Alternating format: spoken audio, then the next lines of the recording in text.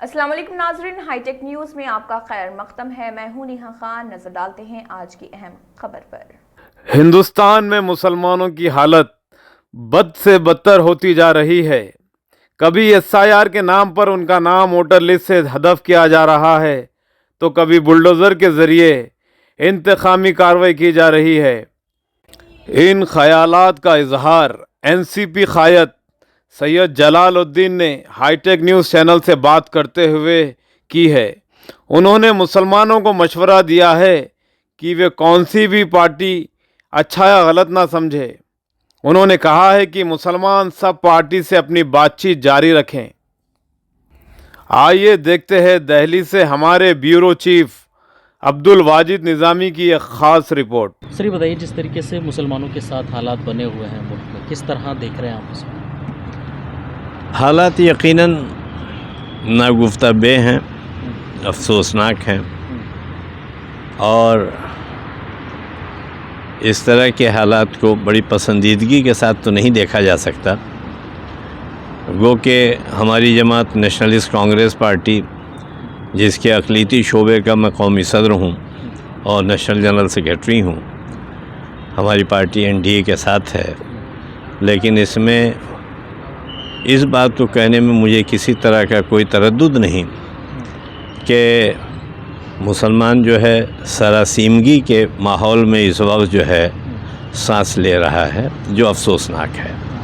حکومت کا فرض بنتا ہے کہ وہ اقلیتوں کا اعتماد بحال کرے اور ایسے عناصر جو قانون کو ہاتھ میں لینے کا کام کرتے ہیں یا نفرت کی بازار لگائے ہوئے ہیں، ان کو جو ہے ان پر شکنجہ کسنے کی ضرورت ہے۔ SIR کا معاملہ چل رہا ہے، اس کو کس طرح دیکھ رہے ہیں آپ؟ SIR جو ہے ایسا ہے کہ ریپرزنٹیشن آف پیپلز ایکٹ میں یہ پروویژن تو ہے کہ اس کا جو ہے کریکشن جو ہے ہوتے رہنا چاہیے الیکٹورل رول وغیرہ کا، لیکن اس میں اس طرح کی اگر کوئی حرکت ہوتی ہے جس میں کہ کسی مخصوص طبقے کا اگر نام اس میں حذف کیا جائے اور سیاسی مصلحتوں کی بنیاد پر جو ہے مطلب کسی کا نام وہاں سے الیکشن رول سے کاٹا جائے یا گھٹایا جائے، تو یقینی طور پر وہ غلط ہے، ان لافل ہے، ان کانسٹیٹیوشنل ہے، اور اس کو کہیں سے کہیں تک اس کو اپریشیٹ نہیں کیا جا سکتا۔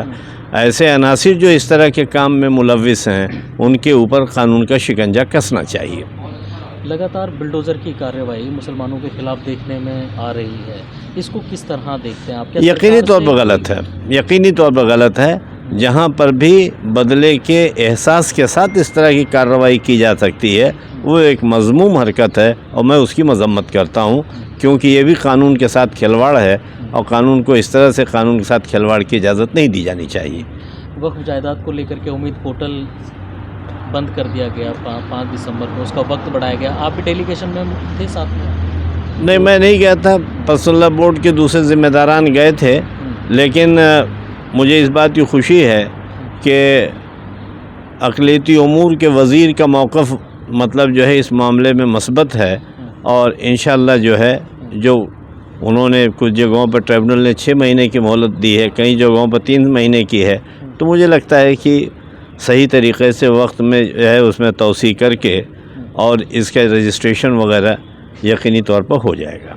اور کوئی پیغام دینا چاہیں گے ملک کی عوام کو، کیونکہ سرکار کے ساتھ میں ہیں آپ، ان کے ساتھ کنٹریبیوٹ کیا ہوا ہے آپ نے؟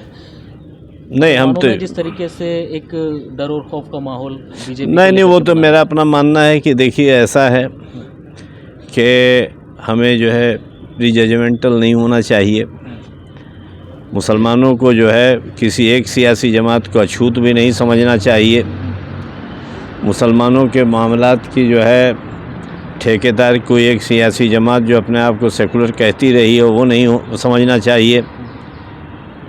اب ایسا ہے کہ میں خدا نخواستہ ایسا بھی نہیں کہہ رہا ہوں، لیکن ایک بات میں جس کا جو ہے ذکر کروں گا کہ کانگریس وغیرہ کے دور اقتدار میں جس طرح سے اقلیتوں کا استحصال ہوا ہے اور جس طرح سے ان کے ساتھ ظلم و زیادتی ہوئی ہے، لہٰذا اس میں ایک چیز یہ ہے کہ دوسری اس طرح کوئی جماعت جو ہے مسلمانوں کو جو ہے اگر ان کے شوشن کی بات کر کے ان کو جو ہے یہ ان کے خلاف بات کر کے اگر وہ اقتدار میں رہنا چاہتی وہ بھی غلط ہے۔ مسلمانوں کو جو ہے اپنے ڈائیلاگ کے دروازے سب کے ساتھ کھولنا چاہیے، اور میں اس بات سے اتفاق کرتا ہوں۔